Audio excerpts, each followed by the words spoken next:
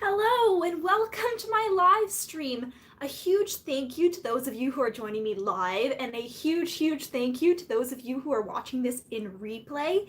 If you are one of those lovely people watching in replay, do go down to the comment section below. You'll find a pinned comment where I put time codes of all the different topics and questions that I answer over the course of the live stream. Make your live stream rewatch experience a little bit easier. And while you're down there, if you want, do feel free to leave me a question. I do try to answer all questions in the comments. It brings me so much joy to get to chat with you guys in the comments, to see all your thumbs up. It just makes me so happy. And so I love interacting with you guys. I thrive on it. It brings me great joy. It's why I keep making actuary videos. And today, if you haven't already told by the title, if you can't tell by the title, we are going to be talking at the beginning a little bit about my big happy news that I got promoted at work. This is what applause sounds like when you're quarantining alone and you're the only one around to clap for you. That's okay. But hi, I got promoted at work. I have made comments in the past about whining about how I haven't been promoted already. So you know what? Such is life. We move on, and now I have been promoted. So yay me.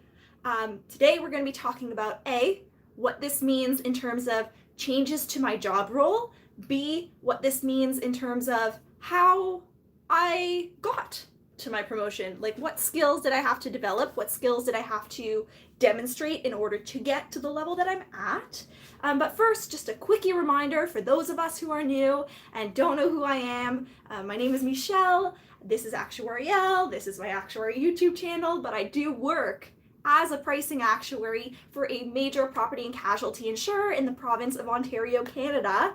I've been working at this company for 5 years now, full-time. And this is, what I want to say about myself?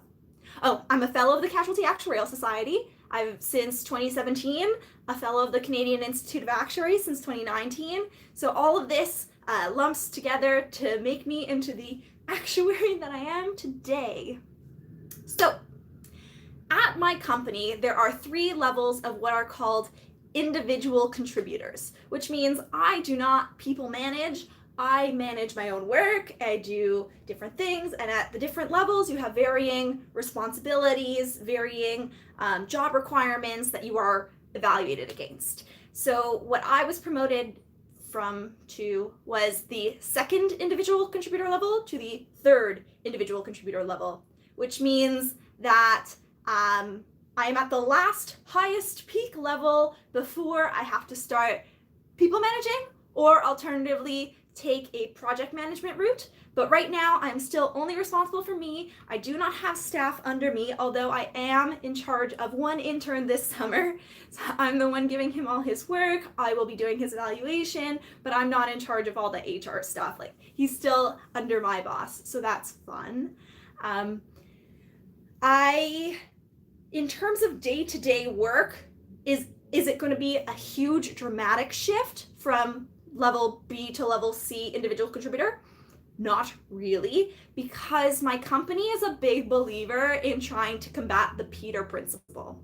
If you haven't heard of the Peter principle, I wrote it down so I don't mess it up. It's people in a hierarchy tend to rise to their level of incompetence.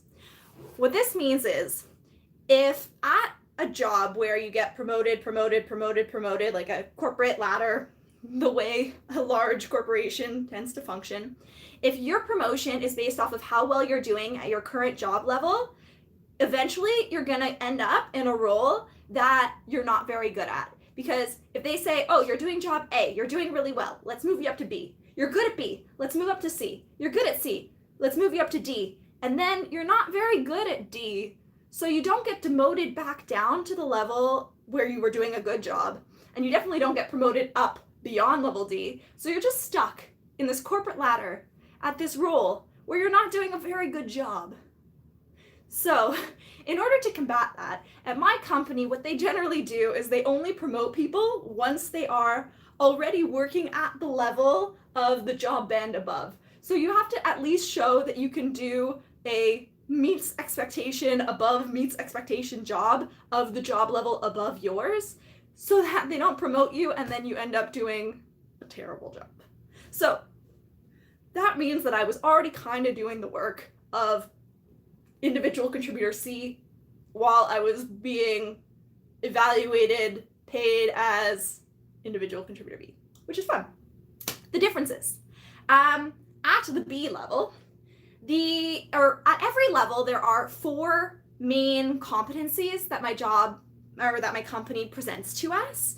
At the B level, the first main competency is actuarial analysis and recommendations. Like, your main job is doing the work. You are supposed to be independent at your work. You are supposed to be taking it from start to finish, making actuarial recommendations. The second competency is work process improvements. Like, you've mastered it enough to say, like, we can do something better.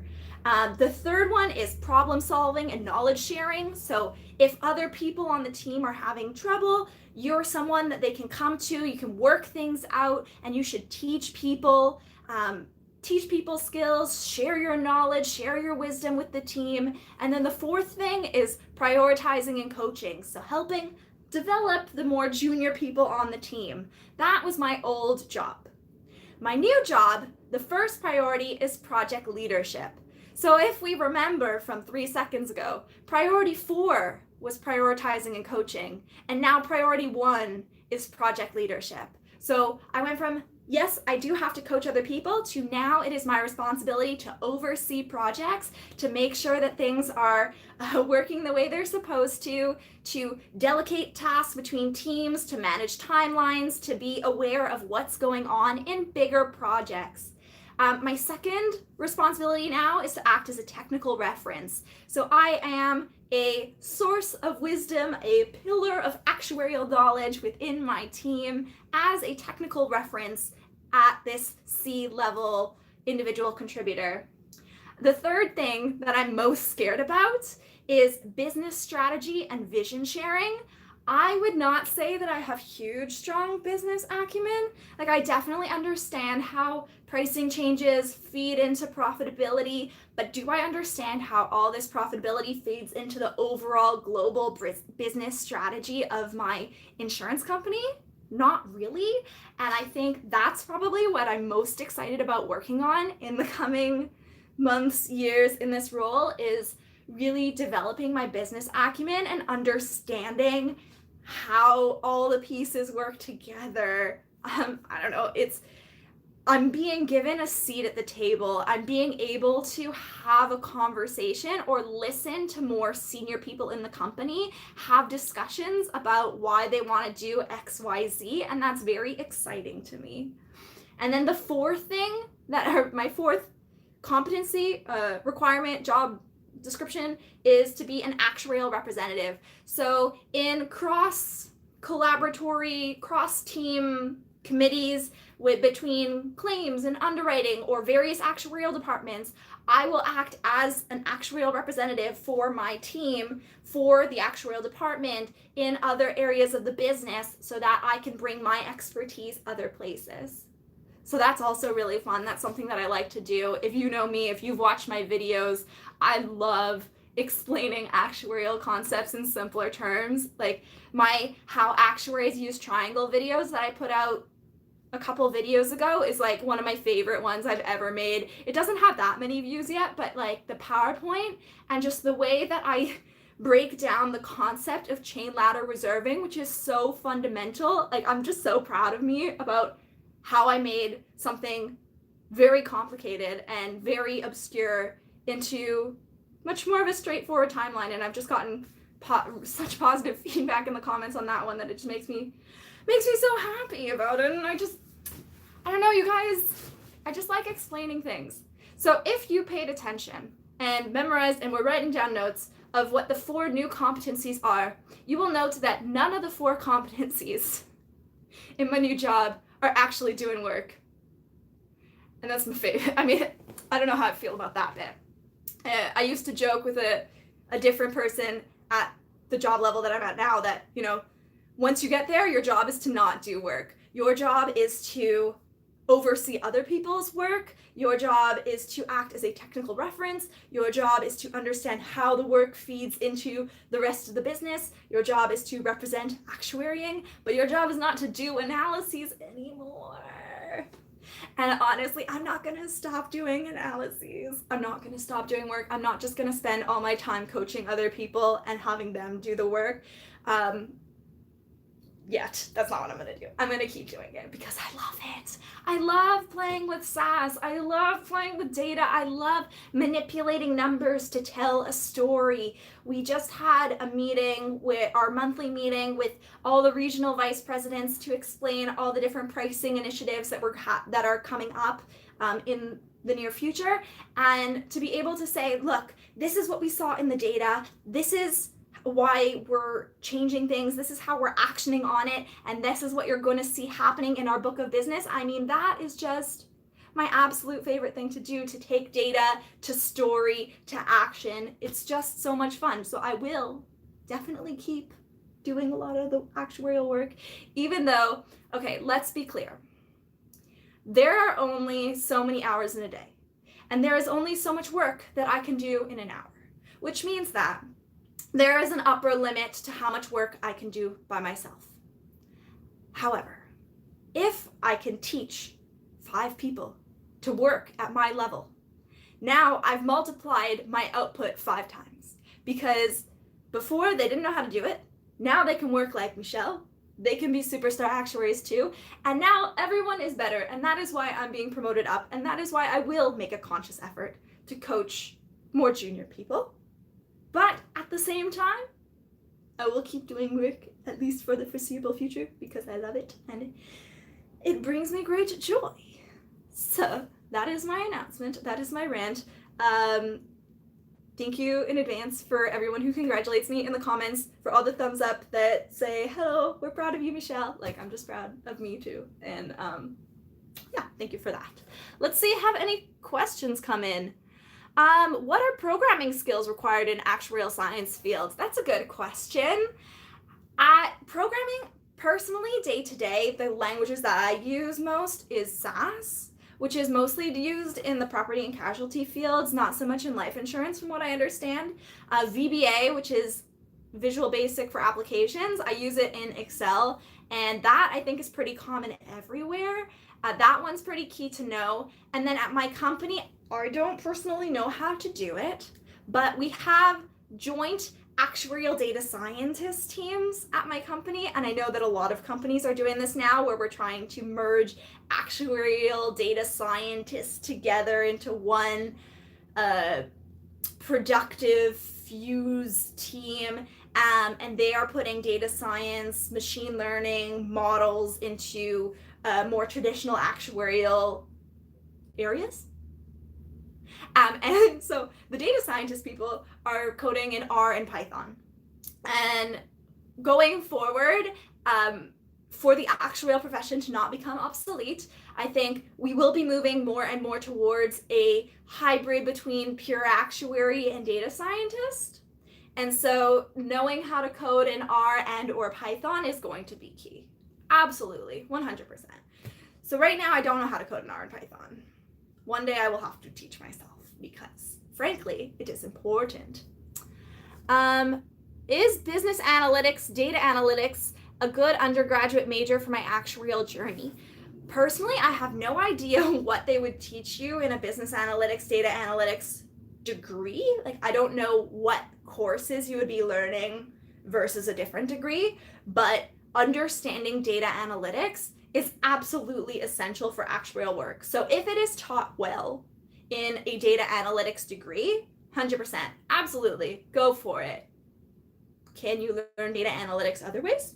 Absolutely. So we're just not knowing what courses they're offering. I don't know. Make sure you get some nice math courses in. Make sure you get some nice stats courses in. Make sure you get some nice finance courses in. Yeah. Are there opportunities to move abroad as an actuary? Absolutely. We're going to jump into a nice personal story right now. Wasn't planning to tell this, but why not? I am single. Hi. Welcome to my life. Because my ex-boyfriend, who I moved to Toronto to be with, I was living with, we were on and off for 7 years, decided to move to Cambodia to be an actuary in Cambodia. So he chose to live there and I chose to stay in Canada because I'm sure Cambodia is lovely. I've never been. I don't want to live there. Sorry, Cambodia. He tells me it's beautiful, but I don't want to live there. And yeah, so he's an actuary in Cambodia. And I'm single. Hi. Let's see, what's another question? Did my coworkers buy me a cake? I imagine this is for my promotion. So because of the pandemic, I am working from home. Welcome to my home office. I have not been in the same room, talk face to face with another human for over 2 months, except for, at the grocery store, but that's with masks on and plexiglass. So no, my coworkers did not buy me a cake, but I have lots of snacks. My desk is like right there, and I have like a nice box of dollar store cookies that I've been snacking on during the workday. If you know me, I eat perpetually throughout the day. There is no moment where there is not food just constantly entering my mouth. I love eating. I love snacks. They're my favorite things. So no one bought me a cake, but as soon as the email announcement went out that I got promoted, I got so many lovely Skype messages, so many lovely emails from people just wishing me well in my promotion. And then I posted on my Instagram that I got promoted, and I got so many more messages. So, people are really proud of me, and I'm really proud of me. Go me. You go, girl. Let's see. What other questions are there? What do I think about Solvency 2? I don't think about Solvency 2. What is the toughest work for an actuary? Okay. The toughest thing that an actuary has to do depends on, I guess, what field you're in. But honestly, I'd say it really depends on your personal skill set. Like, for some actuaries, I'd say they come in and they don't have the communication skills. Whereas for me, I don't have any problem with public speaking. I don't have any problem with talking to a large group. So for me, that's not a problem. Some people, they just don't have the programming skills. That's really hard for them. I think it just depends on what you're strong at and what you're weak at, because there is no, this is what an actuary is, this is what an actuary knows, this is what an actuary is good at, this is what an actuary is bad at. Does that make sense? No. Do I use calculus in my career? Absolutely not. No. I use calculus to pass my actuarial exams, and then I promptly forgot all about it. Like, I know that the integral of e to the x is e to the x plus c, and I know that the square root of 9 is 3. Okay, we're gonna stop doing math now. When am I planning on retiring? Yo, I'm 28. Okay, I know that I'm old relative to the average age of my audience, and I know that I have a couple wrinkles growing on my forehead, but I'm 28. I'm not retiring anytime soon. What are you accusing me of? Okay, calm down. Do you have any coworkers from other actuarial societies like IFOA? I do, yeah. We have a few coworkers who came from Ireland and Sri Lanka and England and India, so Pakistan. Although my coworker from Pakistan, I think he did his whoa, I don't know where that stutter came from. He did his exams with the Casualty Actuarial Society, so he's not an IFOA actuary. But I do have coworkers from all over.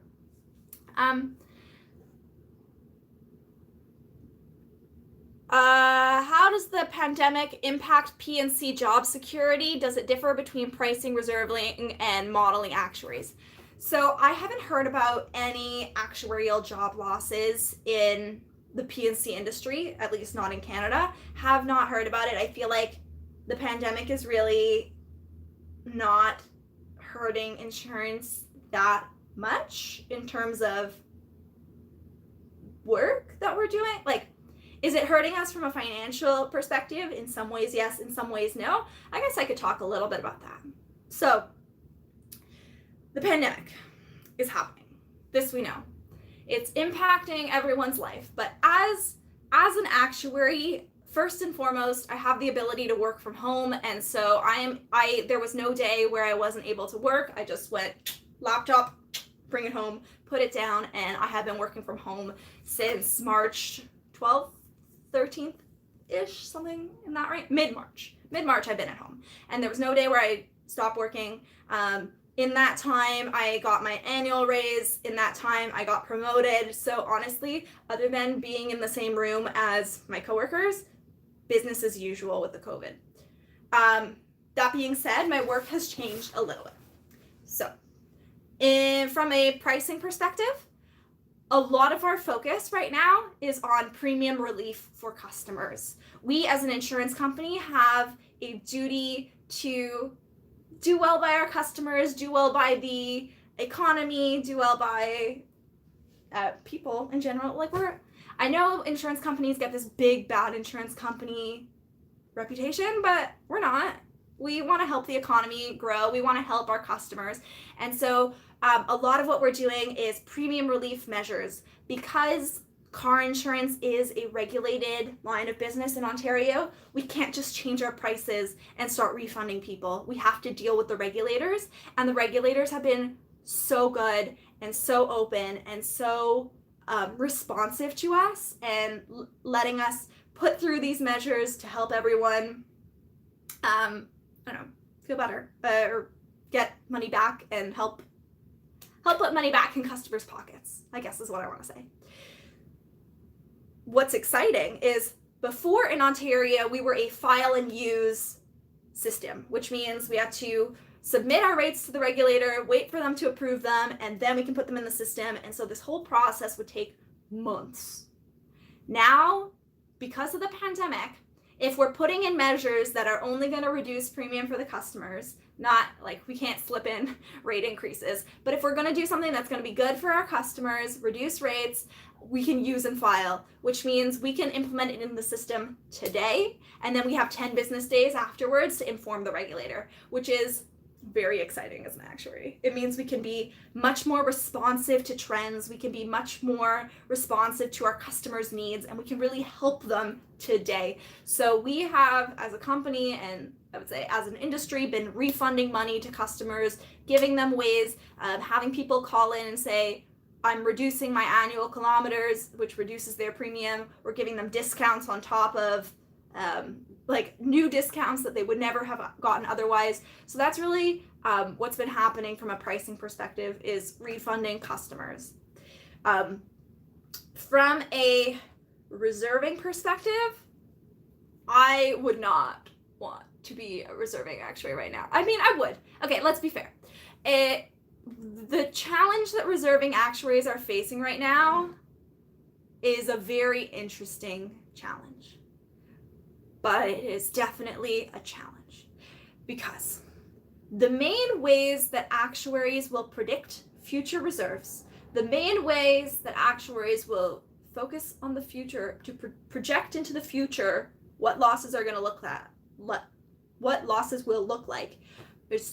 We start with two bases. There are lots of different techniques, but they start from two different bases. One is base it on historical past claims. Look at the trends, look at how things develop in past claims. This is our chain ladder method. This is what I was talking about in that triangle video that I referenced earlier. We can't base things on past claims because everything's different right now. Throw that out the window. Then we say, okay, we can base it off of how much premium we sold. How much insurance did we sell to people? You know, if I sold $100 million worth of premium, $100 million worth of insurance policies, and I priced it so that 60% of it is expected to go to losses, well, I say, okay, I sold $100 million. I sold $100 million worth of premium. I expect 60 million of that to go to losses, so I'll reserve based on that. But I just told you that the pricing actuaries are busy refunding people money. And we're refunding people to try to help them today, not because we think we were priced wrong, not because we know what's going to happen with claims in the future. So the reserving actuaries can't really trust the premium either. Historical premium that we collected from people is all distorted. Historical losses is all distorted. And so right now, the challenge that reserving actuaries are facing is, how do I predict the future when I can't trust past claims? I can't trust collected premium. I just have to use a lot of simplifying assumptions. And so that's a big challenge that they're facing right now. And it's going to be very interesting to see what happens, because who knows? It really depends on how long lockdown happens. Is there going to be a second wave? Do people start working from home more just because everyone realizes, hey, it's kind of nice working from home? And then people are driving less. There are less cars on the road. There's less frequency of accidents. Are there going to be these residual remaining ripple effects from the pandemic that impact how people drive, how people have accidents, how people live? So it's a very interesting challenge, but I'm sure they're getting a lot of pressure from upper management to try to come up with things. It's hard. Sorry, that was a long answer. Let's see. Why is car insurance so expensive in Canada? That depends what province you're in, for sure, because different provinces in Canada have different systems for insurance. So in Quebec, car insurance only covers the damage to your car part. The injury portion of, like, if you get hurt in a car accident, is not handled by private insurance. So it's not so bad. In Ontario, where I work, you get both. And so it's that injury part that's real expensive. Do you consider job rotation to different actuarial departments? Absolutely, I think about it. In my company, we are a large company with lots of actuarial teams, and so we get very specialized, but then every 3-something years, we rotate to different teams to get to see different parts of the company and learn different actuarial things, work with different people. It's a lot of fun. I'm not planning to rotate this calendar year, although maybe who knows what happens. We're only in May, but I definitely think about it for sure. It's something that's very scary to me. Part of me goes, why would I leave a team where I'm thriving, where I know exactly how to do all the work, to go be a beginner in a different department? Like, that's really scary. But I also just try to remind myself that I'm not going to grow to infinity on my team. Eventually I'll plateau. And so going somewhere else is just a way for me to learn new things and then come back to YouTube and teach you guys new things. Do you think, compared to other jobs, actuary is actually fun? Is it worth all the sacrifices? I mean, I haven't done other jobs, but I love it. Some days I don't love it. Some days I just want to go to sleep and take a nap, and so I take a day off work sometimes. But yeah, in general, I love my job. I have fun playing with data. I have the best coworkers ever. I think exams sucked a lot, but now that they're done, if nothing else, it makes me appreciate how much time I have. I remember when I was studying for exams, people who already got their fellowship would tell me that they don't have more time when they're done studying. It fills up with other things and they don't feel like they have more time. And I'm a fellow. I've been a fellow for I've been a fellow almost 3 years. I got my fellowship June 19th, 2017, people. Almost 3 years. Oh my gosh. Okay. And I still feel like I have so much free time. So much free time. Like, it makes me appreciate how much time I have. I don't know if that's the best perk. Let's see. Some actuaries use chain ladder along with BF method and sometimes with ELR as well. How do we use 2 to 3 methods at once to develop triangles? Okay, good question. I don't know if I have all the time in the world or all the background to explain all of this right now, but okay. Chain ladder is based pretty much entirely on past losses. ELR method is based almost entirely on past or premium collected. BF method is sort of a weighted average in between. And what you do is, for more recent years, you put more weight on premium collected, and for older accident years, you put more weight on actual loss experience. Because, right now we are in 2020, which means I have 1 year's worth of information about 2019. I have 2 years worth of information about 2018. I have 3 years worth of information about 2017, 4 years worth of information about 2016. I have more information about the claim development of older years than I do about more recent years. So it's a lot about shifting from where I put what assumption I put my more faith in. But you definitely have to look at all three. You definitely have to weigh the pros and cons. And in exam 7, which is advanced reserving techniques, a lot of that exam is under what conditions can I use the chain ladder method? Under what conditions is it inappropriate to use the chain ladder method? So understanding the different insurance context for the various reserving techniques. Let's see. Can an actuary be an executive? Absolutely. The majority of the executives in my company have an actuarial background. A good chunk of them have an actuarial background. The CEO in my company is an associate of the CAS.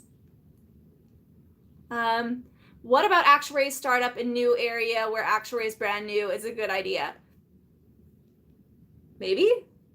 I'm not going to tell you no. I'm definitely not going to discourage an entrepreneurial spirit, but I also have no idea what area you're talking about. I also have no idea about the market conditions, so I'm not going to discourage you, but do your due diligence. Do you think it's going to be harder studying actuarial now that classes are online? No. For me personally, I can't learn by listening. I would go to university, I would sit in class and text on my phone and play Candy Crush or whatever it was that I was doing rudely and not paying attention to my professors, and then I would go home and teach it to myself. No. So for me personally, I did not benefit from being in a classroom setting at all. No. You self-study. How do you discuss career development with your manager? We just chat. We have, right now we have weekly one-on-ones.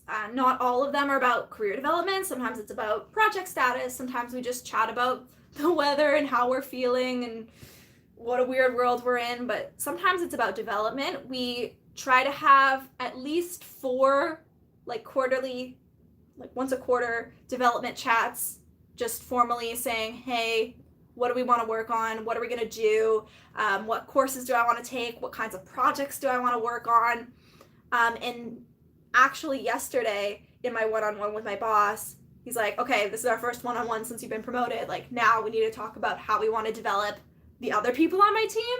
So it's fun because now I'm going to be on the sneaky helping him plan how to develop the more junior people on my team. And then we can, help, or we can plan assignments for them so that they can develop certain skills. Let's give this person this thing so that they can work on their communication. Let's give this person this thing so that they get exposure to this line of business that they haven't worked with.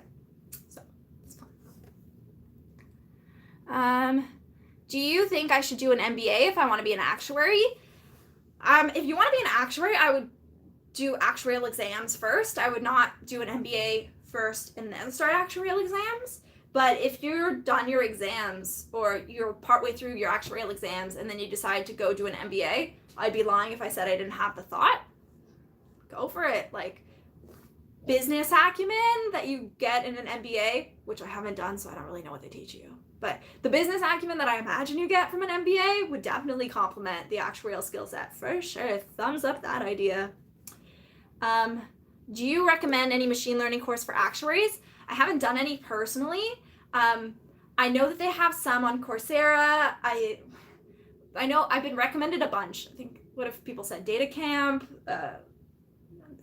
I'm sure there are a zillion. I haven't done any personally, so I cannot recommend any from personal experience, but there are so many free ones. There are so many paid ones. I'm sure that if you go on the internet and look up on forums, people have lots of opinions about what the best ones are. So, but do it. It's a really good idea.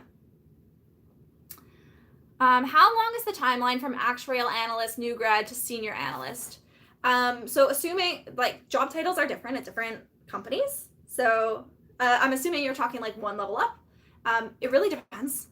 I have friends at other companies who got their first promotion after a year because that company has lots of levels of individual contributors, so it's a much more incremental step. At my company, it took me over 3 years to get promoted the first time. Yeah, so I started at the first level of individual contributor in March 2015 full-time. I got promoted to the second level of individual contributor in April 2018. April 2018. So 3 years later. And then I got promoted to the third level in May 2020, so 2 years after that. So it took me 3 years for the first promotion and then 2 years for the second promotion, which is like when they put out job postings for the different levels, for the second level, they recommend at least 3 years of experience, and for the third level, they recommend at least 5 years experience. So I'm like right on target for how long it should take for me to get promoted, which is nice. I am average, or actually, honestly, less than average, or faster than average, because there are people at my company who have not been promoted to this level and have been working longer. Go me. I'm awesome. What are your views about freelancing actuaries, and do you think the industries other than insurance will benefit more with more freelance? My thoughts about it are, it's not something that I would want to do personally, but I have so much respect for people who are out there like hustling. Good on ya. In terms of interactions with people who are freelance actuaries, I have not had any. I don't know what their work day is like. I don't know how easy it is or hard it is for them to get work. But like anyone who is brave enough to say, I am going to step out of the corporate culture, I'm going to step out of the normal, and I'm going to make my own business, and I'm going to be my own boss. So much respect. Like, so proud of you. Bree from Actuarial, like this girl, I don't know her. I've never met her, but I've watched some of her videos here and there, and like, I'm just so proud of this girl because she, from what I can tell, I think she quit her job. She was working at a life insurance company, and then she quit her job and started this company, Actuarial, where she coaches people in exam PNFM, the first 2 actuarial exams. And I mean, for her to quit her actuarial job to do this, she must be making enough money and helping enough people to earn enough of an income to do that. And like, so proud of that. Like, good for her. If she found a way to take her skill set, bring value to people, and then help them around, like, that I think is absolutely amazing, and I'm so proud of her. I don't know her. I don't know her program. I've never done it, but I'm so proud. I love it for her. Do I use R, Python, C, C++? I mentioned this a little bit earlier, but I don't personally, but at my company, they do use R and Python. Is it necessary to do your master's after your degree in actuarial? No, I do not have a master's. What do you think is the key when being interviewed for an actuary job? I haven't had a job interview since 2012, so let's use this with a grain of salt. But I would say, like, when you want to meet someone, just show genuine interest, and just, if you really want it and you show that you have a real interest, a real curiosity for what's going on, and I would say, like, I don't know, it's a balance of both showing that you will be able to do the work a little bit. Like, if your university transcript says you failed every one of your classes, and that doesn't mean that you're going to be a bad employee, but it's going to be much harder for you to prove that you can work up to a certain level. Whereas having straight A pluses does not mean that you're going to be a good employee at all. It just means that you're good at passing tests. So I'd say, like, I love working with interns. I love working with people who are curious, who ask a lot of questions, who are like, how does this work? What is happening? How, just, I thrive on this. It makes me happy. So that doesn't answer anyone's questions. I don't know. I don't interview candidates, and I have not been interviewed in forever. So terrible advice. Thumbs down this video. In your personal opinion, how much content from the actuarial exams do you feel actually applied to your day-to-day job? The preliminary exams, I would say very little. Very little. The advanced exams, I would say I most use the material from CAS Exam 5. That I reference all the time. I use a lot of my knowledge from CAS Exam 6. Exam 5 is basic rate making, basic reserving. Exam 6 is, what's the name of that exam? Something like legal, regulatory, something. But it teaches me all, the exam 6 taught me all the like insurance terms. It taught me all about different financial tests that we do, all the accounting stuff. This is where I learned, I'm going to throw out a bunch of words that y'all won't know, but like I learned what DCAT was, which isn't even called DCAT anymore. I learned about the minimum capital test. I learned about PFADs and MFADs and like all these terms that I didn't understand before and now I get. So I'd say 5 and 6 were the most useful ones. What's happening? Advice for exam 5, my April sitting got pushed to October. Okay, enjoy now, enjoy your little break, and then study. Make a schedule, stick to your schedule, study, give yourself permission to take days off. This is so key. When I was studying for exams, I would feel so guilty a lot of the times if I wasn't studying. If I took a day to not study, I would feel so guilty about it. And then in my later exams, I just said, you know what? Tuesdays are my day off. I don't study on Tuesdays. I'm like, you just let yourself relax. You just let yourself do a face mask. You just let yourself chill. Give yourself time. Don't force yourself to study if your brain is not in the mood to study. Sometimes taking a day off to reset makes you 20 times more productive the next day than if you push through, you got nothing done, the next day you're still grumpy. Study hard, study well. Exam 5 is the best exam, for sure. I'm honestly just scrolling randomly. Let's see what happens. What's my star sign? I'm a Libra. Thank you for asking. It's the balance. That's all I have to say about that.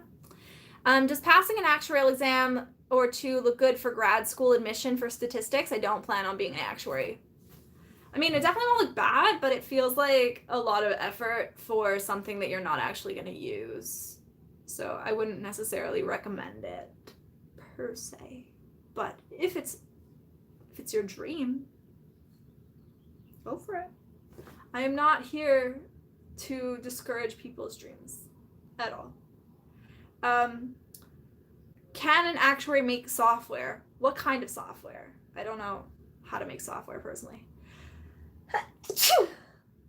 Not pandemic sneeze. I have seasonal allergies. Let's not freak out. Nathan says bless you. Thank you. All right, I've been chatting for about 45 minutes now.